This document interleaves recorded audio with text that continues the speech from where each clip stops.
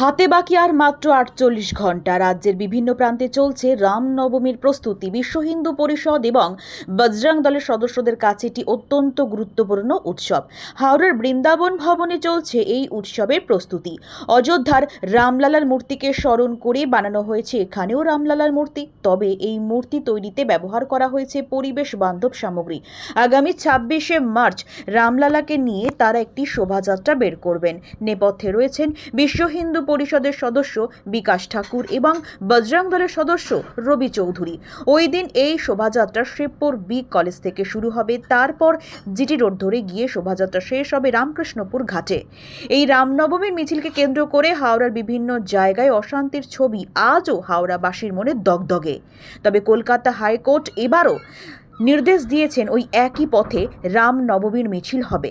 এই মিছিলকে কেন্দ্র করে যাতে কোনো অপ্রীতিকর ঘটনা না ঘটে তার জন্য সদা তৎপর প্রশাসন। তাই মঙ্গলবার হাওড়া প্রশাসনের তরফ থেকে শোভাযাত্রা রুট পরিদর্শন করলেন হাওড়া প্রশাসনের উচ্চপদস্থ আধিকারিকরা।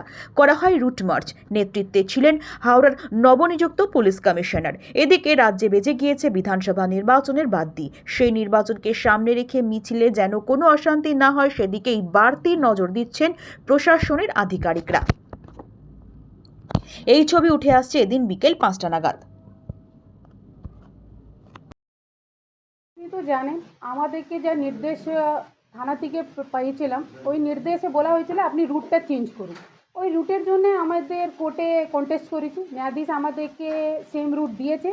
আমাদের সেম রুটেই বেরোচ্ছে। বি কলেজ গেট নম্বর 1 থেকে হয়ে ট্রাম ডিপো, তারপর আমাদের মল্লিক ফাটক হয়ে আমাদের রামকৃষ্ণপুর ঘাটে আমাদের গঙ্গা আরতি হয়ে সমাপন হচ্ছে।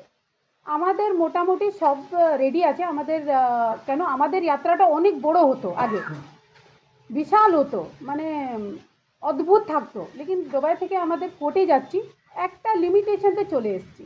তো লিমিটেশন হওয়ার গুণে আমাদের ওইভাবেই করছি। আমাদের সংখ্যাটাও কোর্টের নির্দেশ হিসাবে আমাদের অলরেডি লিফলেট সব দেওয়া হয়ে গেছে।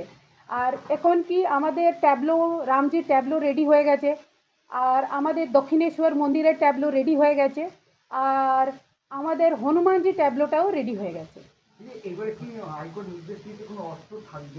না, এমনিও আমাদের অস্ত্র কবাই ছিল না যাত্রায়, আর থাকবেও না। 500 সংখ্যা দিয়েছে। আমাদের 500 জনকে একটা আই কার্ড বানানো হয়ে গেছে, তাদেরকে দেওয়া হয়েছে। আমার নাম ঋতু সিং।